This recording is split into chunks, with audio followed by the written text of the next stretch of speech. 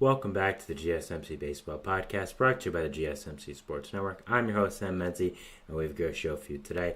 First topic we're going over is the White Sox finally snapping their 21-game losing streak. After that, we'll be going over Grayson Rodriguez and his injury for the Orioles. The Melby's Plants have a game at the Bristol Motor Speedway. Tyler Fitzgerald and his breakout season for the San Francisco Giants, and some other news around the league. But before we do all that, I'd like to ask you to please like and follow the show. We do get a number of questions from viewers to ensure that your question does get written in the air. Please use the link at gsmcpodcast.net. It really does help the show, and it really does mean a lot, so thank you so much for that. And let's get back into the show for today. All right, as I said, the first topic is going to be about what else other than the White Sox finally winning a baseball game. It's been 21 games since the White Sox have won a game, probably nearly a month in real-time span, because of the breaks and all that stuff. So if you're a White Sox fan, it's been a long, long time since you've been able to celebrate a White Sox victory, and you finally got that. And, man, wow. I mean, this White Sox team is a new level of bad, and they have finally snapped their 21-game losing streak. I mean, it's almost like unbelievable to think about. Losing 21 straight games. Like, that's a long, long time. That's 3 weeks of baseball play. 3 full weeks of just playing baseball games and losing. I mean, I could never understand how, like humiliating that is for a player on that team. I mean, I was on some bad Little League teams when I grew up, but I don't think I ever was close to losing 21 straight games. I mean, man, that is really, really bad. But thankfully, they won. Of course, it had to be against also one of the worst teams in baseball. Probably the others talked about worst AL team, the Oakland A's. So they did end up winning 5-1 yesterday. You had scoring from Andrew Benintendi and Andrew Vaughn, as well as Lenyon Sosa, to end up making the game 5-1 and winning that game. You had Jonathan Canyon on the mound, who's actually one of your solid MLB players. 6 innings pitched, 6 hits and a run. Really solid line there against a White Sox A's team that doesn't have a horrible offense. I mean, they do have Brent Rooker in the middle of it. Lawrence Butler's there as well, so it's not a horrible A's offense. So nice, solid job by him there. But yeah, just thankfully the White Sox won a game. I mean, I was really getting worried that they wouldn't win a game the entire season. I was kind of rooting for it as well as a baseball fan. I mean, it would be kind of cool to see a team lose 900 million games in a row would be pretty fun. So, I mean, the fact that the White Sox lost 21 straight games, though, again, is just inconceivable to me. And, again, I watched some bad Mets teams growing up. I did. But 21 straight games is something that just does not even register in my mind. So, I think a lot of questions we have to ask about the White Sox is, are they the worst team ever? I think that's what a lot of people are going to be asking right now. And I think that's what a lot of people are going to be wondering as well. Now, I'm going to say I don't think they are, but I'm also going to try to compare them to some other really, really bad teams as well. I mean, looking at the White Sox right now, they are, of course, dead last in the AL Central. They are 40 and a half games out of first place, so that's bad. They are they're over 20 games behind the Tigers for even the next best place in the AL Central, which, again, really, really bad. And they're 1-9 in their last 10, of course. Obviously, they lost 21 straight. So they are also negative 247 for a run differential this entire year, which is bad, really, really bad. Losing negative run differential of negative 247. It's not the greatest you want to be at. So definitely not going great for the White Sox, what I'm trying to get at. But, I mean, their record right now is 28-88. They have a winning percentage of .241, which is just insane to think about. I mean, the next closest team with the winning percentage is the Marlins, who at least have .368. I mean, that's still over 100 winning percentage above them. So obviously the White Sox, I would say, are in a new tier of bad, especially for this year. But, when you think about the worst teams in baseball history, I think you have to go back, first of all, of course, to the first-year New York Mets, 1962, who were easily the worst team in baseball history ever. I think the White Sox are getting into that conversation, but I think the Mets will always hold that record. I also look at the later 2010s Orioles teams, those teams that were blatantly tanking once Manny Machado left, but those teams are really, really awful. But also, you look at them now, I mean, it's kind of paid off considering the Orioles were a dynasty in the making, I believe. So They're fantastic. So I think when you're thinking of how bad this White Sox team really is, you have to think about those teams in comparison as well, how bad those teams were with this White Sox team. So 21 straight games, man, that's bad. Just really, really bad. And the thing that's crazy about the White Sox also is that their MLB team isn't disastrous. Like, they still have some really good players. I mean, you have Garrett Crochet, who was an ace-level pitcher at the age of 25, 26. He pitches every fifth day. You have Luis Robert, a great center fielder out there. I mean, Andrew Vaughn isn't a bad first baseman. Andrew Benintendi has not lived up to his contract, and he's been bad, but he's not horrible. Like, the thing is, the White Sox don't have such horrible players. They actually have a good amount of stars in this team for a team that is on pace to win like 40 games. So it's really incredible just watching how bad everyone else is around them. I mean, one person we want to look at is Martin Maldonado. They signed him to a 2-year contract, DFA'd him in June, and he played like 40 games for the White Sox and had negative 1.5 WAR. That's really hard to do, considering he didn't even play all that much. So, I mean, this White Sox team is a new level of bad. And again, the kind of crazy part is, again, they have stars. They have Luis Robert. They have Garrett Crochet. Like, it's kind of crazy just how bad everyone else is around. So they're going to be really interesting to watch for the rest of the year. I, for one, am very, very excited to see how many wins they actually do get, because I don't think it's going to be that many. And, I think it's going to be around 35 to 40. It's crazy to say 35 because that's saying they'll only win 7 games the rest of the year. But is that even crazy to say with this White Sox team? So it's going to be a very interesting situation to watch for the rest of the year, a very interesting team to watch for the rest of the year, and yeah, just going to be something is what we're going to say. Now, I know a lot of people are focusing on kind of the gloom and doom with the White Sox, as they probably should, considering how bad they are. But what I want to focus on a lot is the future of the White Sox. I mean, they're this bad, and that's for a reason, yes. But, when you are this bad for so long, eventually you are going to end up becoming better. Now, the kind of crazy part is they can't even get the first overall pick in this year's draft because of some rules with MLB. Like, I don't really know how it works, but the Nationals couldn't get it last year as well after picking Dylan Cruz second overall. And they, of course, fell down to the number 10 overall pick. And I think that's what's going to happen with the White Sox here. I don't know why they can't get the first overall pick. I'm not sure exactly of the reason, but also them being this bad again, it doesn't really have that many draft implications as well. So that's also a crazy part of this. I mean, they're doing this all kind of for nothing. They're just being bad for the love of the game, it seems like. So, I mean, you look at this White Sox team again, they do have some good complementary pieces. I mean, you have Garrett Crochet, who is one of the most asked about players at the entire trade deadline, and he, of course, didn't go, so you still have him on your team. He's going to be making starts for every fifth day for a little while now. Luis Robert is a fantastic center fielder. So you still have these 2 star players. You have some pieces in the bullpen that aren't exactly awful. So it's just interesting to see how bad the players around them are. But looking at the future of this White Sox team, I mean, first of all, you look at their rotation. I mean, let's say you keep Garrett Crochet. Probably not going to happen, but you have him. You have Drew Thorpe, who's going to be a franchise mainstay for the future, I believe. A really good pitching prospect. Jonathan Cannon's shown some nice stuff. Kai Bush, that's some starting pitchers right there. And even if you do trade Garrett Crochet, which you probably will, you're going to get a franchise-changing prospect haul back for him. So you're also getting great guys back for him as well. So it's not exactly like you're just trading him and he's off the team for nothing. Hitting prospects, you have Colson Montgomery coming up soon. Edward Cuero coming up soon. Noah Schultz, another great starting pitching prospect, born and raised Chicago as well. Andrew Vaughn hasn't been that bad this year. Miguel Vargas, who you just got from the Dodgers as the main part of the Eric Fetty trade. I think he's going to be really solid. So, Yohan Moncada, maybe he fixes himself and becomes a good player for once. Don't think that's going to happen, but I've seen crazier things end up happening. Dominic Fletcher, I don't think is that bad. So, the thing about the White Sox is they do have some pieces. They do have some guys that you can look at and say, you know what, they're going to be here for the long haul. They're going to be part of our future. Also, I didn't even mention the 5th overall pick from this year, Hagen Smith, they drafted, of course. So there are some pieces here with this White Sox team that you can end up saying, these are going to be big parts of our team.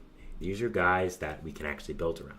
And they're up in the major leagues as well, and some of them have been up. It's just, the thing is, the players around them have been so bad that it's insane. I mean, you had some good players at the deadline you traded. You had Tommy Pham, who was pretty solid. Eric Fetty as well, of course.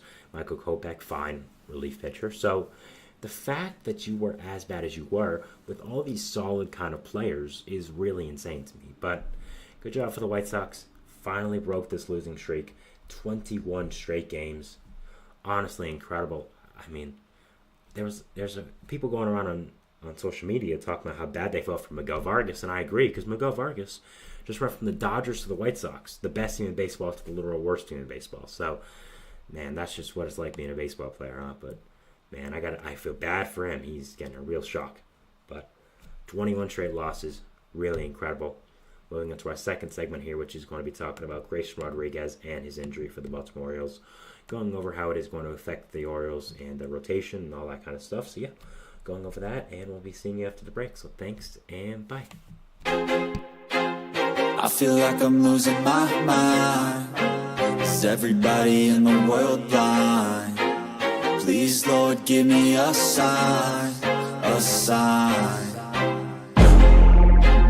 I feel like I'm losing my mind. Is everybody in the world blind? Please, Lord, give me a sign, a sign. I wanna be the greatest. Everybody on the fake shit. I look around and feel like everybody is the fakest. I make this every day and I'm impatient, hoping one day I blow up from the basement. Statement, the top is so vacant. I don't hear shit that I think is amazing. Waiting for my day when I'm playing sold out shows for 1,000 faces. Hey, give me that crown, get in my way and to be put down. It ain't your place, all this my town. If I want that shit, then I'll get it right now. I'm losing it, the noose it fits. I'm losing shit, a stupid myth. You choose to live or choose to dip. You choose to fight or lose your grip and lose a gift. I feel like I'm losing my mind. Is everybody in the world blind? Please, Lord, give me a sign, a sign. I feel like I'm losing my mind. Is everybody in the world blind?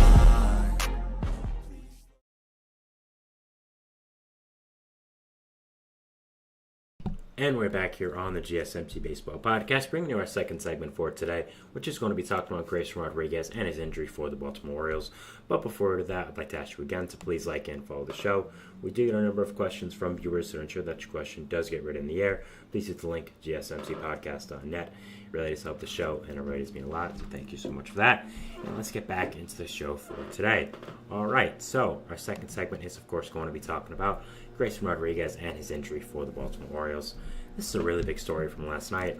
Warming up for his game, of course, for the Orioles. About 5 minutes before, Grayson Rodriguez felt something, I guess, in his body and called over the trainers. And you could see him mouthing the words on the Orioles broadcast, "I don't feel right." And 5 minutes before the game, he was scratched. Now, that's never good. 5 minutes before the game, he was scratched. That's not something you really want to see. He was today, of course, placed on the injured list with a right lat / teres discomfort. So kind of his lat, kind of armpit area, that's what the teres is. So obviously it's not an elbow injury or an arm injury. That's pretty good, but still having an injury at this time of the year for a player as important to the Orioles' success as Grayson Rodriguez is something that really is unfortunate and something that is bad for this Orioles team. Now, Rodriguez has been an absolute mammoth for this Orioles team this year. I mean, really has broken out for them, become a frontline starting pitcher. Was in their farm system for a long time, was a top-rated pitching prospect, but a lot of people, including myself, really never thought that he would be able to make the jump and become a great starting pitcher as he has. I always loved his velocity. I always loved the break in his pitches, but like most young pitchers who have great velocity, great break in their pitches, he didn't have much control. So I really never thought that he would be able to develop that as much as he has, but he's been fantastic this year. I mean, he has a 3.86 ERA, which in the AL East is fantastic. 20 games started, really hasn't missed a start all year. 116.2 innings pitched.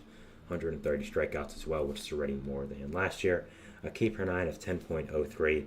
A walk per 9 of 2.78, which is down from last year, which is great. K percentage is at 26.5, which is also great. Walk percentage is significantly down from last year as well. So has really done a great job. His expected ERA, his FIP, all that kind of stuff, Sierra, they really don't tell the tale for much regression as well. It kind of seems like this is just who he is, and he's just a great pitcher.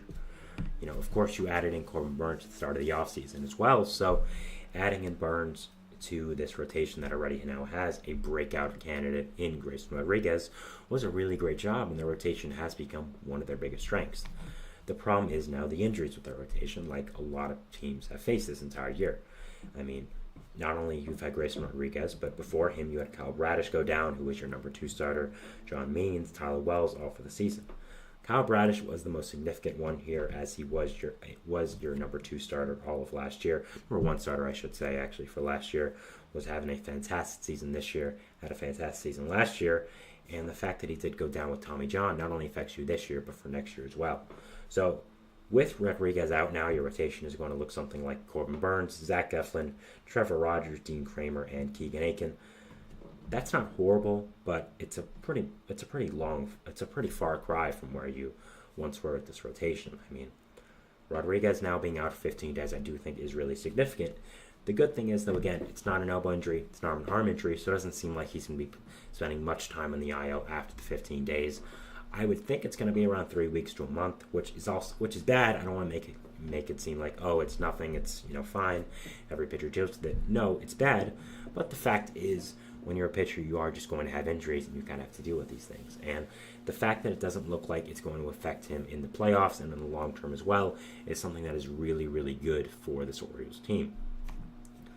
When he is healthy, though, I mean, Manis rotation going to be fantastic. You're going to have Burnes, Rodriguez, you're going to have Zach Eflin, Trevor Rogers, and then probably Dean Kramer as the 5. I mean, if you were fully healthy this year, you could have a rotation of Corbin Burnes, Grayson Rodriguez, Kyle Bradish, Zach Eflin, and Trevor Rogers. That would be absolutely incredible. So I really like what the Orioles are building here, and I really like the rotation.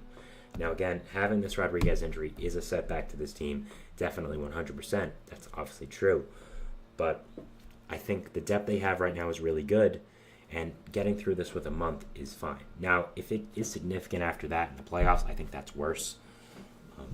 Because your number 2 starter is really going to be Zach Eflin, who's fine, but after that, you're going to have to rely on Keegan Aiken and Trevor Rogers to make significant starts in the playoffs, which is fine, but they aren't exactly big-time guys that you really want to fully rely on. So, with this Orioles team, I'm really hoping that Grayson Rodriguez can get healthy, can get much better, and it's not too significant of an injury where it's going to affect him for the rest of the year. I think that Rodriguez has been one of the biggest breakout candidates in all baseball this year, has been an absolutely fantastic player, and I'm really hoping that he can become the ace-level pitcher that the Orioles want and stay healthy.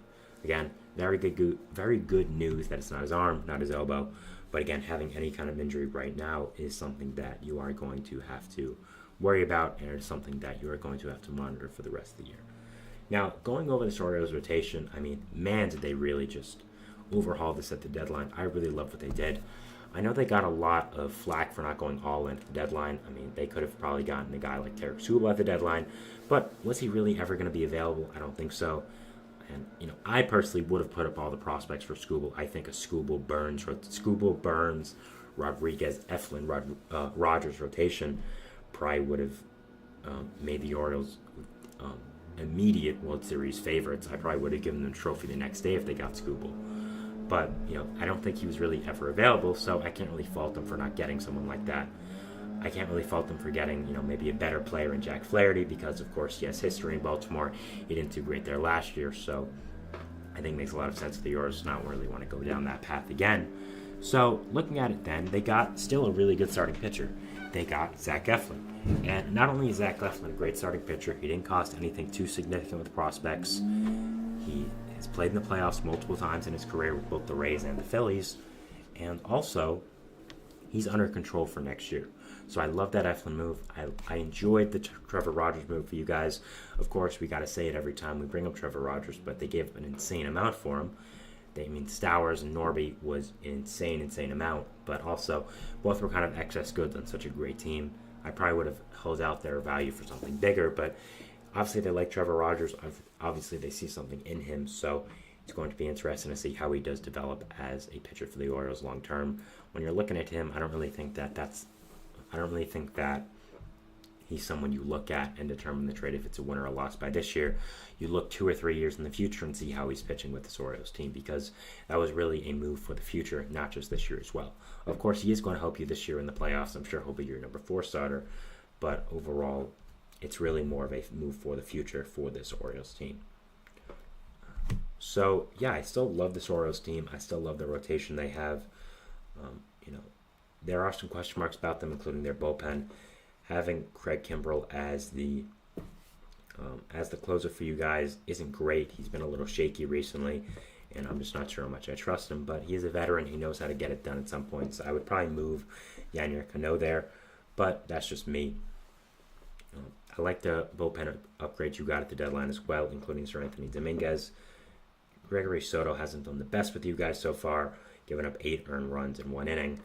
But still, I like what he's able to bring. I like the arm talent he has, so I don't think it was a horrible move. So, yeah, I think this Orioles team is going to be one of the most fascinating to watch the rest of the year.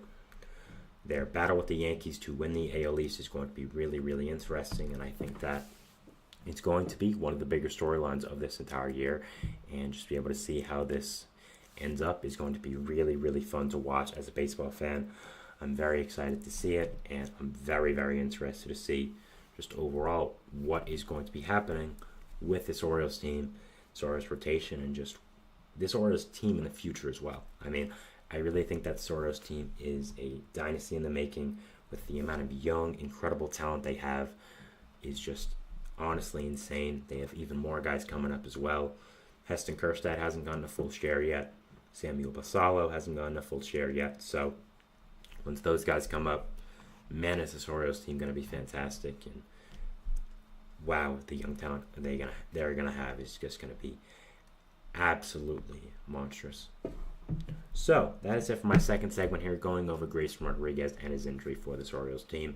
Moving into our third segment here, which is going to be talking about the Bristol Motor Speedway game. It was announced yesterday that OMB plans to have a game at the famous Bristol Motor Speedway for NASCAR for next year. So I'll be going over that and give my thoughts on it. And yeah, we talk about it, and I'll see you after the break. So thanks and bye. Looking for your daily fix of sports talk without having to pay for it? GSMC Sports Network is available on YouTube. Just search GSMC Sports Network. Get your fix of daily sports talk shows on YouTube, absolutely free. NFL, college football, NBA, MLB, MMA, UFC, fantasy football, and so much more.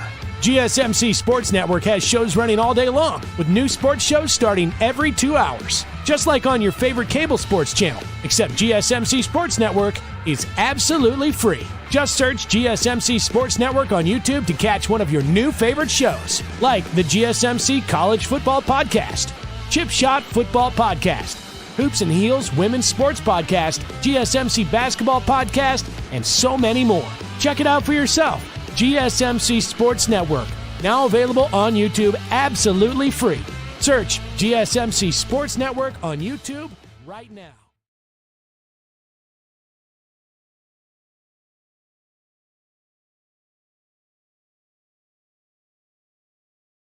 And we're back here on the GSMC Baseball Podcast, bringing you our third segment, which is going to be talking about MLB planning to have a game at the famous Bristol Motor Speedway next year in 2025. Be giving my thoughts on that, talking about it. But before we do that, I would like to ask you again to please like and follow the show.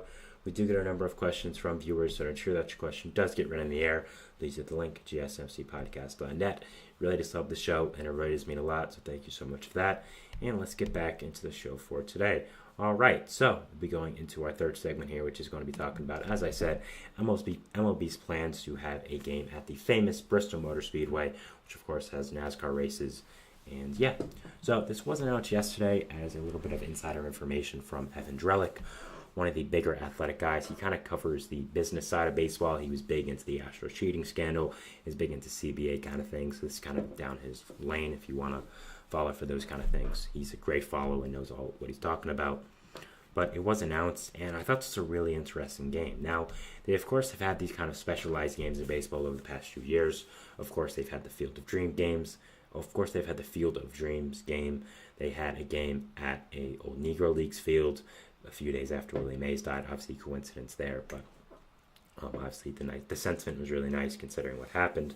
And now they are going to be having a game at the Bristol Motor Speedway, which is, of course, a very famous NASCAR racetrack. I'm not the biggest NASCAR guy, so I don't really know too much about it. But I thought it was a really cool idea, and I like what MLB has done these past few years doing these kind of specialized games. Doing it again in the Bristol Motor Speedway, doing it in the Field of Dreams game, doing it in the old Negro League Stadium. I liked it for a few reasons. First of all, it grows the game. People are going to see this idea. They're going to be like, wow, that's really cool. And they're going to want to watch. And maybe they fall in love with one of the teams. Maybe they become a baseball fan. Sorry. So I've always liked these games. I think that it's always a really good way to be able to grow the game, be able to build the fan base, and just get new things. Make baseball a lot more exciting. People complain that baseball isn't as exciting as it once was, which I get. I don't really agree, but I get it. So having these games where, baseball's kind of in the background, but it's also these kind of spectacles where you're focusing on the stadium and these kind of things, I always think is really, really cool, and I always enjoy it. I think that this is a fantastic decision by MLB, and I like the location as well. It's a very famous place, obviously. They have had other sports events there as well. They had a college football game there a few years ago, and it looks really cool because obviously you have the racetrack, and then you kind of have the center part of it where you go to get your oil change, stuff like that. Again, I'm not the biggest NASCAR guy, so I don't really know like the full layout, but then you have the stands kind of separated, so it looked really cool, and the way they were able to lay it out, I'm sure will be very similar to MLB's way. So I think the game there could be a really cool looking thing, and I think it will be something that would really be exciting. They are going to be having the Reds and Braves there play as well. I think those are two really good teams to choose. Both are pretty solid teams as well, and also are kind of in the same area where it is. It's in the South, North Carolina, so having two teams that are both in the South or in that vicinity, I think is a really good choice. And also, both have very good fan bases. Both the Reds and the Braves have fantastic fan bases. I've been to multiple Braves and Reds games in Cincinnati and Atlanta. Fan bases always show up. Stadiums are beautiful, and again, I think the fan bases would travel. And again, it's just something to get people talking about baseball. When you had the Field of Dreams game, that was something that got people talking about baseball. And it's always something that I think is really, really cool within the game, and something that I think they should explore more. So I think this is a fantastic job by MLB to be able to do that, and I think that it was just a great, great decision by them to be able to, again, to have fun with the game, to have these kind of decisions, to grow the game, get people talking about it, and that's always a really good decision in my opinion, and always really good things that MLB does here. Now, when we're talking about these kind of specialized games, I would say I always want to talk about some other places I think would be a great time to have a game.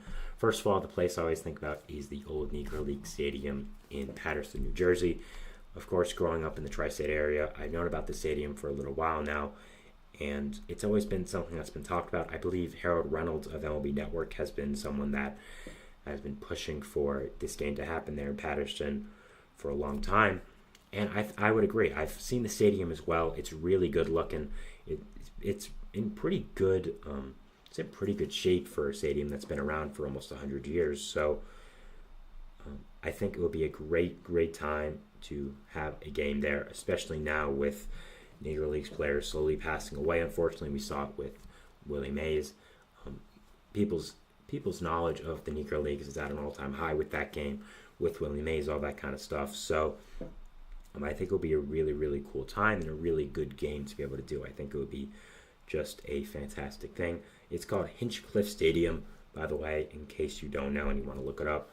I think having a game there would be a fantastic decision, and I think it will be something that gets the community together. I think a Mets versus Yankees game there would be fantastic. Believe me, I do everything in my power to go there. So these kind of spectacles and games are just really, really fun things to be able to see within baseball and be able to talk about. Again, just anything that makes baseball being talked about in the national media is something that I'm always a fan of.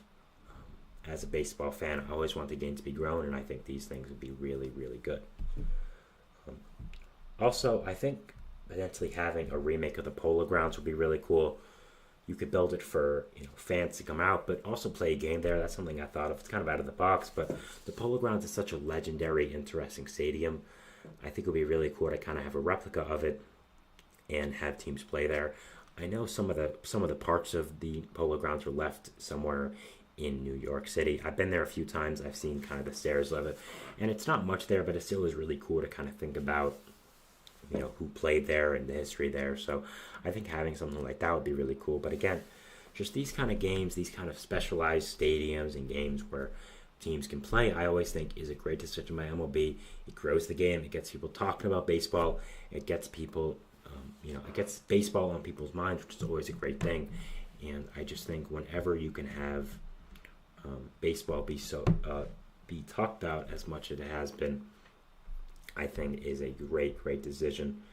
And yeah, I'd be very excited to watch this Bristol Motor Speedway game. I think it's a really good decision to have it be played here in such a historic place, a place where you've had other sporting events as well, so there's obviously history there. But not just that, going to Hinchcliffe Stadium, doing some other things as well, playing games in other old Negro League stadiums, I think would be a really nice thing, and something that would be really cool, and something that I would really enjoy as a baseball fan, and someone that loves the history of the game as well, I think would be really fun. Again, it kind of reminds me of the U.S. and Japanese games when baseball plays in the Japan Dome, when they go to Japan and play the MPB All-Stars, or the Cubs and Dodgers next year are going to play in the Dome over there in Japan. Just these kind of specialized games, you can see baseball in a new environment. American fans get to see something new, and I just always think it's really fun, and something that, again, is always something that kind of gets my excitement up. I mean, we saw it as well, the Mets and the Phillies doing the London game this year, which has happened a few times, going to playing a soccer stadium. So all these kind of things are always really exciting for baseball, and just get people talking about it. So that is it for our third segment here, going over the potential of a Bristol Motor Speedway game here in baseball. The Reds and Braves are potentially going to be playing there. We'll be moving into our fourth segment, which is going to be talking about Tyler Fitzgerald and his breakout season for the San Francisco Giants. So going over that, talking about it, and we'll see you after the break. So thanks, and bye. Nope, that's not right. There we go.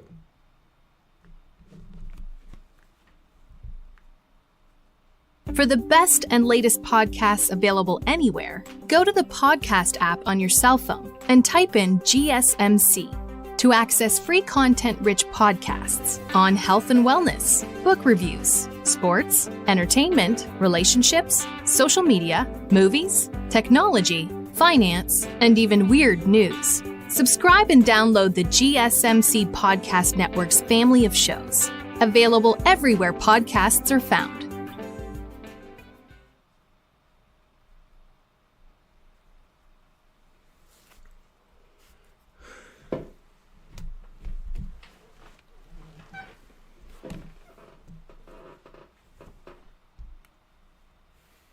And we're back here on the GSMC Baseball Podcast, bringing you our fourth segment, which is going to be talking about Tyler Fitzgerald and his breakout season for the San Francisco Giants.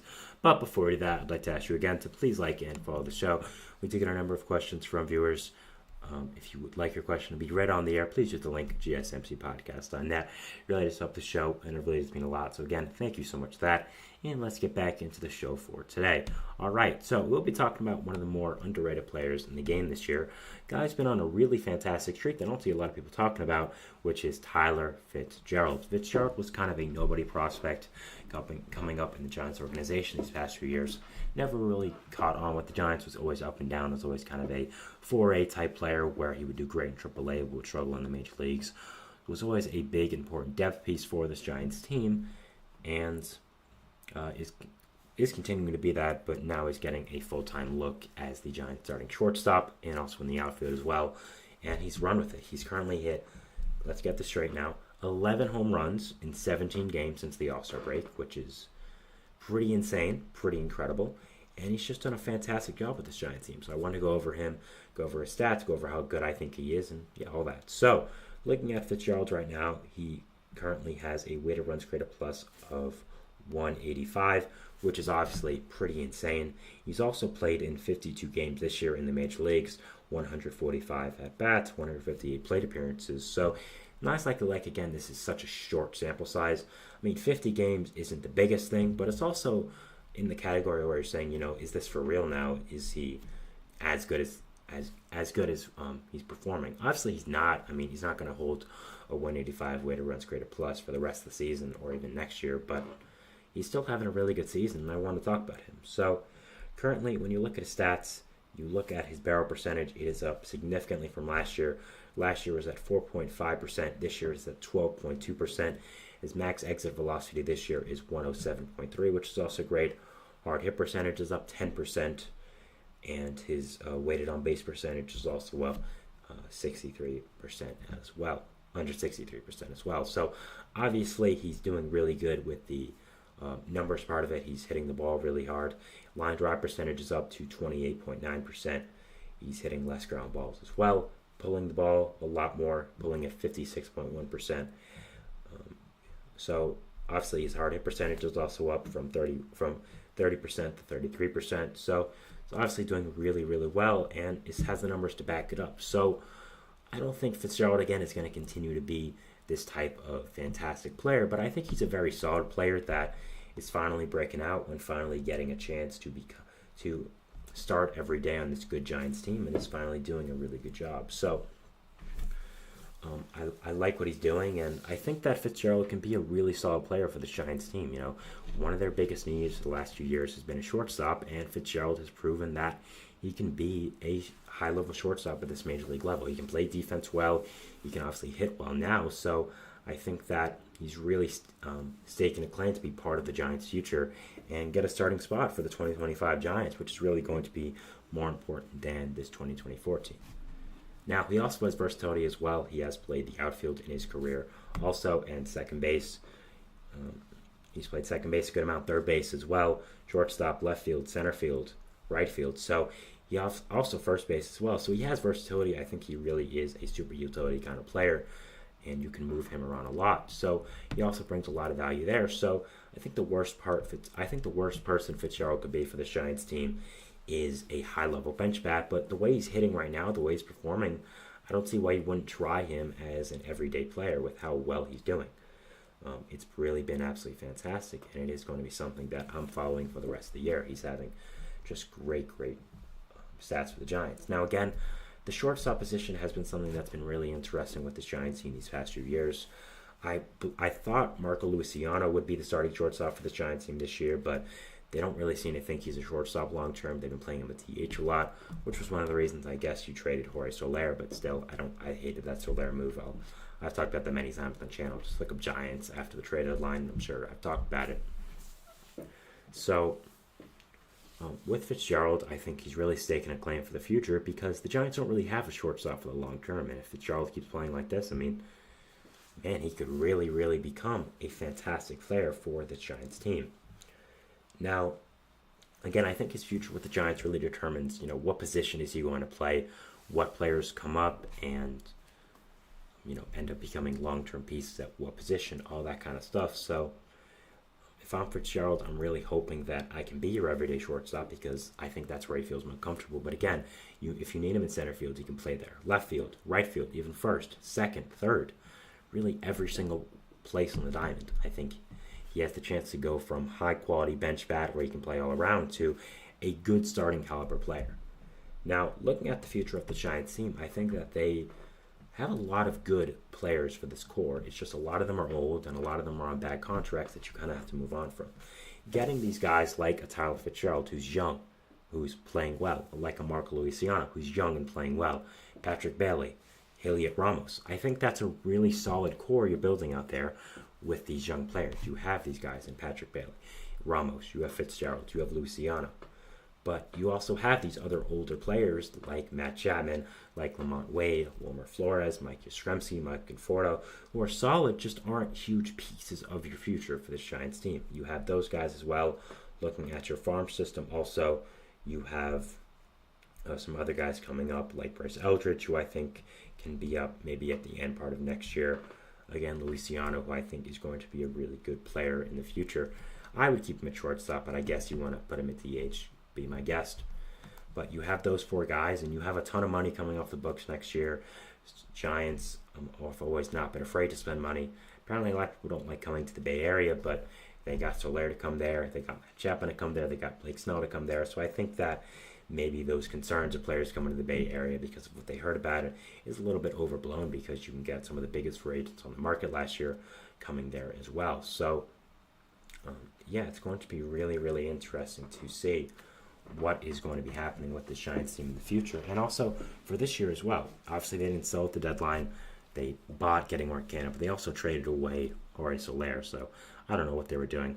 Again, I hated their deadline. I've talked about it many times. Can't get into it because I'm going to go into a full-on rant. But, I mean, right now they're only 4.5 games out of the wild card. They're below the Pirates, the Cardinals, the Mets, and the Braves for getting the third wild card spot. They are also in the division where the Diamondbacks and Padres are, of course, the two top wild card seeds currently. So they would have to go over them as well. So it's going to be a really interesting end to the rest of the year with the Giants team. But look, Heliot Ramos is playing great. Fitzgerald's playing great. Luciano's playing great. You also, of course, have Patrick Bailey, Lamont Wade. Conforto's been doing much better as well recently. You have, as Farhan Zaidi said it, the best rotation in baseball. I don't know if I would agree technically, but I think the rotation is really good. So it's going to be interesting for me, at least, to see how this Giants rotation is going to be performing for the rest of the year and how much it is going to propel them for their chance to get into the playoffs. I mean, you have Blake Snell, you have Logan Webb. That's already a great start to that rotation. But then you also have, of course, Robbie Ray getting in there. You have Hayden Birdsong, Kyle Harrison. I'm not sure if Jordan Hicks is going to be a starter for the rest of the year as well, but you have him there as well. So you have a lot of great starting pitchers in that rotation, a lot of great players to build around. And again, I don't really know if it's the best rotation in baseball, but it's pretty good. And they have a lot of great pieces, filtering in and out of that rotation. The offense doing a lot better. And now with how well Fitzgerald has been doing as a big part of that offense, I think that it is going to be really interesting to determine, where this Giants team is going to be at the end of the year, how they are going to perform, and just how overall they are going to end up playing as a team and as a collective unit with, how all these players are coming up and performing. So, very interesting team to watch the rest of the year. I'm a baseball fan. I'm a Giants fan as well. Very interested in seeing how my team does for the rest of the year. I think there are a lot of interesting situations that my team could put themselves in, and it's really going to be interesting. So that is it for my fourth segment here, going over the San Francisco Giants and also Tyler Fitzgerald, his breakout season for them, going over it. Moving into our fifth and final segment here for today, which is going to be talking about some news around the league, going over some other news that I thought was interesting, kind of minor transaction, injury-related stuff that I want to talk about, but I didn't think was good enough for a full segment, so I'll be kind of bunching it all into one segment here. So I'll be doing that, and we'll see you after the fourth and final break here on today's show. So thanks, and bye.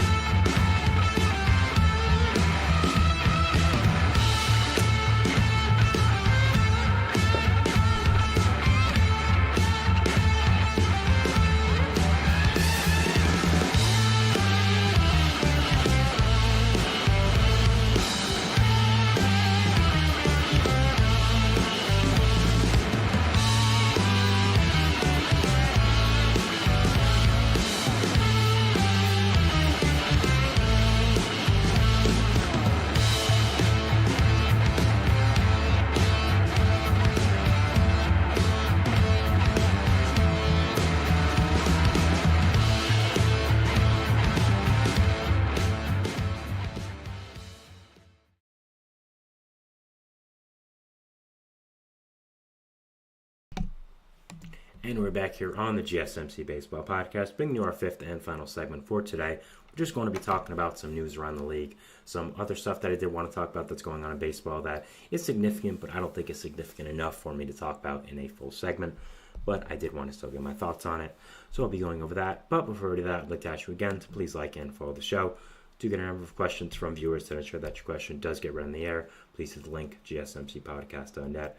It really does help the show, and it really does mean a lot, so thank you so much for that. And let's get back into the show for today for our fifth and final segment. So, going to be talking about some news around the league, so let's get into it, starting off with two Dodger stories. First of all, top Dodgers prospect Dalton Rushing, who has been a catcher throughout his entire minor league career, is now apparently transitioning to be a left fielder fully. He was just called up from AA to AAA Oklahoma City with the Dodgers, and I think he could be up by the end of this year. I think it's maybe a reach, but I also think he could be on the starting roster for next year at the Dodgers. Now, I never thought he would be a catcher long term. I thought he could have played the position maybe 2 to 3 years in the MLB, but I also didn't think he was a horrible defensive catcher that, maybe could have stayed there. But I think this just makes a lot of sense right now with where the Dodgers are at. They have their long-term catcher locked up with Will Smith on a 10-year contract. He's not going anywhere. And the Dodgers are really hurt with offensive help from the outfield there. I mean, you've had what you thought would be your franchise center fielder in James Outman go down to AAA and really not be a factor for your future anymore. You've had Mookie Betts get hurt. So I think offensive production has been something that has been a problem from your outfield for a little while now. And I think you may look at it as a problem in the future as well. So preparing Dalton Rushing to move to a position that is of more need in the future when your catcher position is pretty much taken for the next decade plus, I think makes a lot of sense. I think he could still potentially be kind of a spot catcher whenever Will Smith needs a day off, maybe instead of carrying a traditional backup catcher like you have done for a long time with Austin Barnes. Maybe you have Dalton Rushing be your starting left fielder, and then whenever Will Smith needs a day off, every 2 or 3 days, you have him play catcher, and then you have someone come off the bench play left field, or have your DH, whatever that is, go to left field and have Will Smith play DH and all that kind of stuff. So yeah, I think it could be really interesting. And Sam Raj in the comments here, he says he has a question, so go ahead, feel free to ask. I will try my best to answer it. Next, we also have the next Dodgers news. Brusdar Graterol is out for the year with an injury. Just came back from being off the injured list the entire year, and now is out for the rest of the year after a really freak play on the mound where he kind of bumped into someone. And man, it's just really unfortunate for him.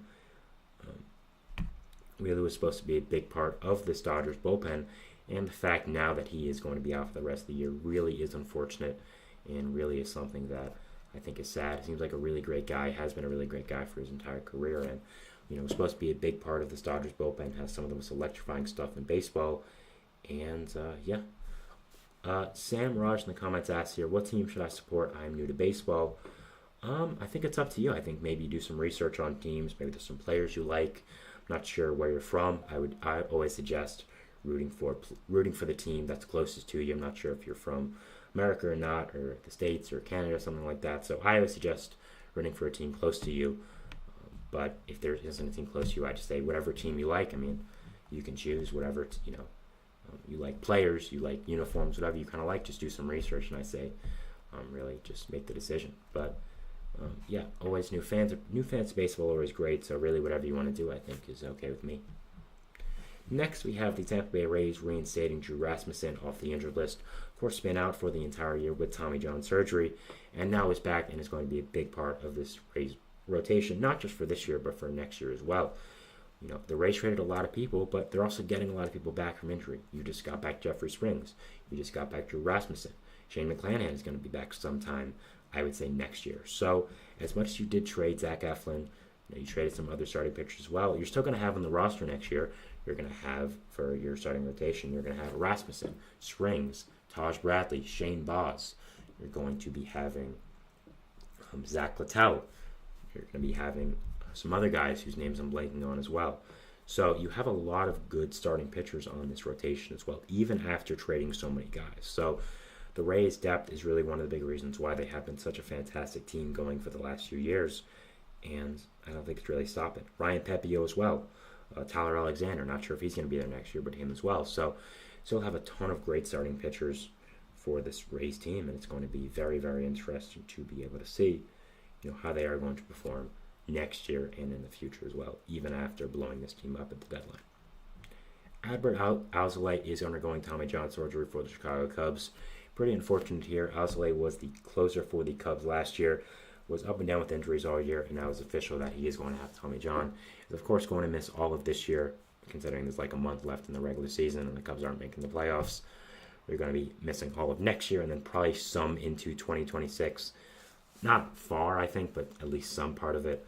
So that is unfortunate. Looked to be a promising bullpen arm after he kind of flamed out at the rotation at the start of his career. So obviously unfortunate for him. I thought was going to be a big part of the Cubs' future bullpen. But hey, is what it is, right? What are you going to do?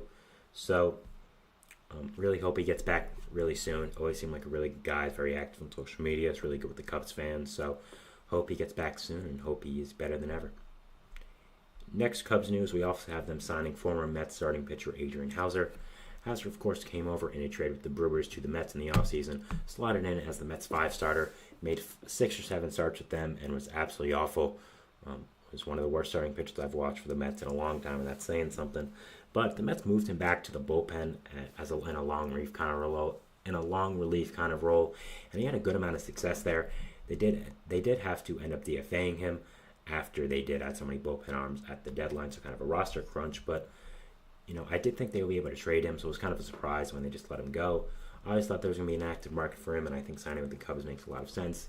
He can provide bullpen depth and also rotation depth, really whatever they really need for them. So I think Houser still provides a very good role for whatever team. So it's going to be really interesting for me to watch what he does with this Cubs team and see how he does perform in the future. I think he still has a lot of talent. It's just about getting the role right for him and getting his stuff right. Next, we have another former Met. The Baltimore Orioles are signing J.D. Davis after he was released by the Yankees. Obviously, has played with the A's and Yankees this year. He was traded from the Giants in the preseason to the A's. Didn't do great there. Signed with the Yankees as kind of a bench bat type and didn't do great there. Now signing with the Orioles.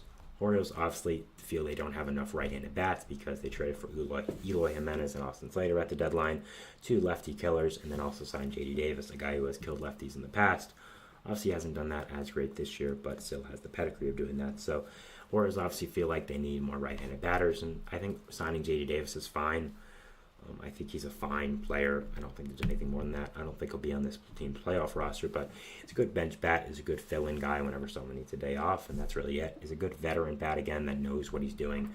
He's just a good, solid player, and I think we'll be really interesting to see what is going to happen with him in his future and what his role is on this Orioles team. So I think it's a nice, fine, solid signing here by this Orioles team. The Twins are signing reliever Giovanni Gallegos to a minor league contract. I like this move a lot here. Gallegos was one of the premier middle relief pitchers in the league for a little while after coming over in a trade from the Yankees to the Cardinals. Was really good with the Cardinals for a little while, but after signing a 2-year extension with the Cardinals and with a roster crunch not doing that great this year, he did end up being DFA'd by the Cardinals, and I thought would get a lot of attention on the free agent market for a minor league contract, and that's exactly what happened here. Twins have had a lot of bullpen injuries this year, and I think signing Gallegos to a contract makes a lot of sense for them, and a lot of sense for Gallegos. He goes to another good team, and the Twins, who have been really good for a little while, and also gets a chance to also be a big part of their bullpen as well. I really like this move, and I think that Gallegos could be a genuine difference maker for this bullpen once he gets healthy and back to his ways, and I'm very interested to see what is going to happen with Gallegos and how he's going to perform here. Luis Rengifo and Chase Silseth are out for the rest of the year for the Angels. 2 of their better younger players. There's a lot of rumors surrounding Rengifo. I guess that's probably one of the reasons why he wasn't traded at the deadline, because of this injury. But both are going to be back next year for this Angels team, and if they ever want to be good, these 2 are a big part of their young core, especially Rengifo, who's become a really good second baseman for this Angels team. Doesn't play great defense, but hits the ball really well. He's a switch hitter. Has some versatility around the infield as well. Was connected to the Yankees mainly. I thought wouldn't be a great fit just because of the defense, but I think Rengifo is a pretty solid player, and I think could end up being a big part of the Angels' future core here. And getting back next year, I think will be big time for him. If the Angels, again, ever want to be competitive, again, they need Chase Silseth and Rengifo to be healthy and become big parts of their future team. Wilmer Flores is out for the year for the Giants with a knee injury. Not a surprise, been dealing with this all year and is now out for the year officially. Hasn't been that great this year, so again, you're not losing that much, and you also added some depth as well at the deadline, so it's not a huge deal. But again, he's been a very solid player for the Giants for the past few years, so he's unfortunate a little bit there, but again, not too bad. And finally, the news I wanted to end off with here was Billy Beane passing away at the age of 60 yesterday. Not the Moneyball Billy Beane. I know a lot of people are going to think that, but Billy Beane was one of the first openly gay baseball players, and was MLB's big-time diversity inclusion kind of guy with minority players and LGBTQ plus players. So obviously was a legend within baseball. Did a lot of great things, made people feel welcome within the game, and he will be missed. A great man and a great guy within baseball. So passed away from cancer, unfortunately, which obviously is very, very sad. So I want to end off with that. R.I.P. to the legend Billy Beane. Was a really solid player within the game, but what he did off the field as well, from minority players and just diversity and inclusion for baseball within all players from walks of life, was really, really great, and is going to be missed, and did a lot within the game of baseball for a lot of people, and did a really great job. So that is it for my show today, guys. I want to thank you so much for watching. Remember to like, subscribe to the notification bell to not only get notified when I upload, but all the other great content creators on this channel do. Make sure to follow us on Facebook, Twitter, TikTok, and Instagram for more content and updates. Again, thank you so much for watching. I'm your host, Sam Menzie. We'll see you at Baseball Throws Us tomorrow. And thanks, guys. See you then. Thanks, and bye.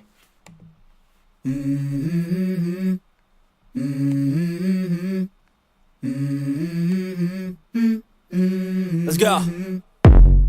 I wake up to a little bit of drool on my pillow, feel like it's gonna be a bad day. Yeah, I'm tired of shit, and the coffee ain't hit yet, damn ain't